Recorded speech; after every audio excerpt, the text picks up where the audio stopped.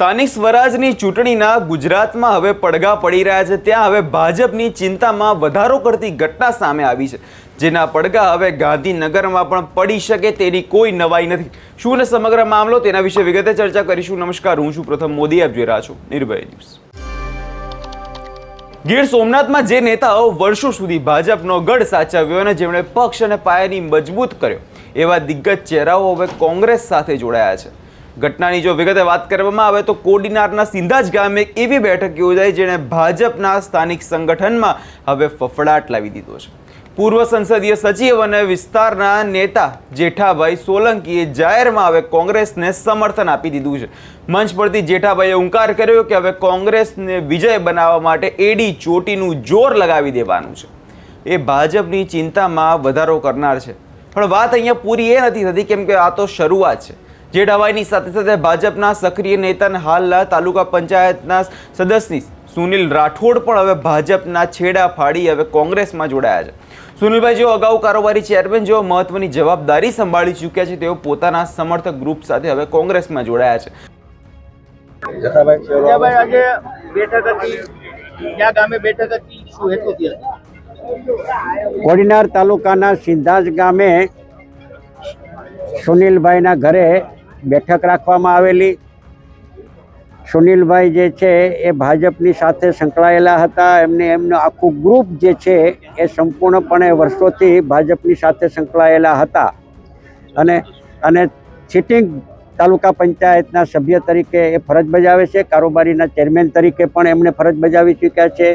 અને સુનિલભાઈ અને એમના આખું ગ્રુપ સિદ્ધાર્થ જિલ્લા પંચાયતમાં આવતા 12 ગામો સંપૂર્ણપણે આજે કોંગ્રેસ પક્ષની વિચારધારા સાથે જોડાવા માટેનો નિર્ણય કરીને જે જાહેરાત આજે કરવામાં આવી છે એને આજે આવકારવામાં આવ્યા છે। ગીર સોમનાથ જિલ્લા કોંગ્રેસ પરિવાર દ્વારા આવકારવામાં આવ્યા છે અને વિધિવત રીતે સીધા જ જિલ્લા પંચાયતની બેઠકના ઉમેદવાર તરીકે પણ કોંગ્રેસ પક્ષના ઉમેદવાર તરીકે ગુજરાત પ્રદેશ કોંગ્રેસ સમિતિના પ્રમુખ અમિતભાઈ ચાવડાની મંજૂરીથી આજે સત્તાવાર રીતે આ બેઠકમાં સુનિલભાઈને ઉમેદવાર તરીકે જાહેરાત પણ કરવામાં આવી છે। અને એની સાથોસાથ સિદ્ધાર્થ તાલુકા પંચાયત અને વડનગર તાલુકા પંચાયતમાં જુવાનસિંહભાઈ અને ભાઈ શ્રી મયુરભાઈ આ બંનેને તાલુકા પંચાયતના ઉમેદવાર તરીકે પણ જાહેરાત કરવામાં આવી છે।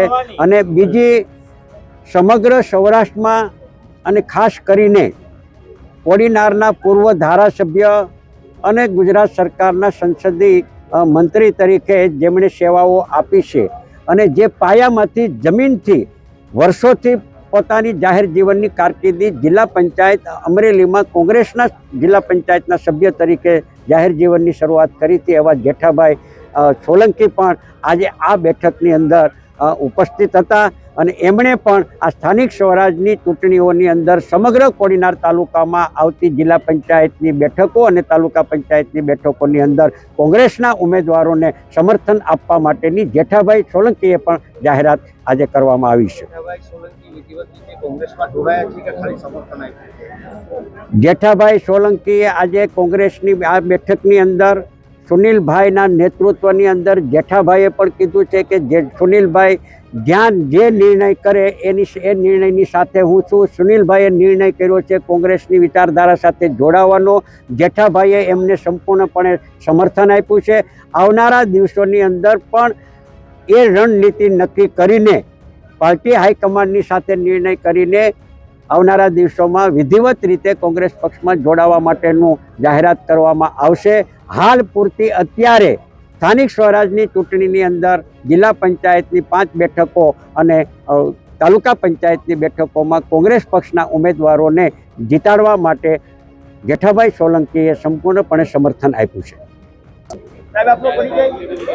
હું પિન્ટુભાઈ બારડ, કોડીનાર તાલુકા કોંગ્રેસ સમિતિના પ્રમુખ। કાર્યક્રમ હતો, કેટલા કાર્યકર્તાઓ જોડાયા છે, એવી પણ વાત સામે આવી છે કે બીજેપીના અનેક નેતાઓ જોડાયા છે, શું સમગ્ર મામલો? આજે કોડીનાર તાલુકાના સિંધાજ મુકામે સુનિલભાઈ રાઠોડના ઘરે કોડીનાર તાલુકાના પૂર્વ ધારાસભ્ય અને સંસદીય સચિવ જેઠાભાઈ સોલંકી અને કોડીનાર તાલુકા બીજેપીના સિંધાજ ગામના સદસ્ય સુનિલભાઈ રાઠોડ આજે વિધિવત રીતે કોંગ્રેસમાં જોડાણા છે, કોંગ્રેસને સમર્થન આપ્યું છે.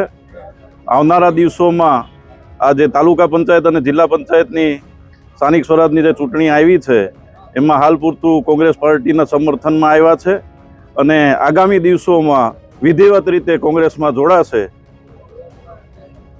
અચ્છા પિન્ટુભાઈ, કેટલી બેઠકો આ વખતે જીતવાની? આ વખતે કોડીનાર તાલુકા પંચાયત 100% અમે કોંગ્રેસ પક્ષની બેસાડશું. કમસે કમ 17 કે 18 સીટ અમે જીતશું એવું હું આ તકે મીડિયાને જણાવું છું. જિલ્લા પંચાયતમાં પણ અમે 5માંથી 3 જિલ્લા પંચાયત જીતશું એવું હું અહીંથી જાહેર કરું છું. કયા મુદ્દાઓને લઈને કોંગ્રેસ આ વખતે લોકો પાસે છે? સરકારની જે નીતિ છે, ખેડૂતોના પણ મુદ્દા છે, રોજગારીનો મુદ્દો છે, મોંઘવારીનો પણ મુદ્દો છે. વારંવાર વાયદાઓની આ સરકાર એ પ્રજા હવે ઓળખી ગઈ છે એટલે પ્રજા આમનો જવાબ આ સ્થાનિક સ્વરાજની ચૂંટણીમાં મત આપી અને સરકારને દેખાડશે. હવે સવાલ એ થયા છે, આખરે આવું થયું તો થયું શા માટે? ગીર સોમનાથ કે જે ભાજપના લાંબા સમયથી આંતરિક અસંતોષ અને જે વિખવાદો ચાલી રહ્યા છે, જેમાં જૂના અને જે વફાદાર કાર્યકરો છે તેમની અવગણના થતી હોવાની ફરિયાદો વારંવાર ઉઠતી હતી અને હવે એ અસંતોષ હવે સપાટી પર આવી ગયો છે. જેઠાભાઈ સોલંકીનો પ્રભાવ ખાસ કરીને જો વાત કરવામાં આવે તો પછાત વર્ગો અને દલિત જે વિસ્તારો છે તેમાં ખૂબ જ વધુ છે. જે મતદારો તેમને ખૂબ જ મજબૂત માનવામાં આવે છે. જ્યારે આવા નેતાઓ પક્ષ છોડે ત્યારે તે માત્ર એક વોટ નથી પણ લઈ જતા આખી વોટ બેંકને વિચલિત કરવાની ક્ષમતા જે ખાસ કરીને રાખતા હોય છે.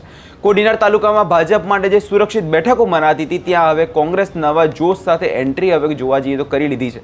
ગીર સોમનાથ જિલ્લાના રાજકારણમાં ખેલ આગામી દિવસોમાં કદાચ જોવા જઈએ તો રાજકારણ બદલી શકે છે, કેમ કે કોંગ્રેસે અત્યાર સુધી કદાચ સંશાસન થોડી મોડી હતી પણ હવે પક્ષ પલટાની નવી ઉર્જા મળી હોય તેવું કોંગ્રેસમાં લાગે છે. બીજી તરફ ભાજપ હવે ડેમેજ કંટ્રોલ કરવા માટે દોડધામ કરવી પડશે. જો હજુ વધુ નેતાઓ આ રીતે જ પાર્ટી છોડીને અન્ય પાર્ટીમાં જોડાયા તો ભાજપની ચિંતામાં ગરખમ વધારો થઈ શકે છે.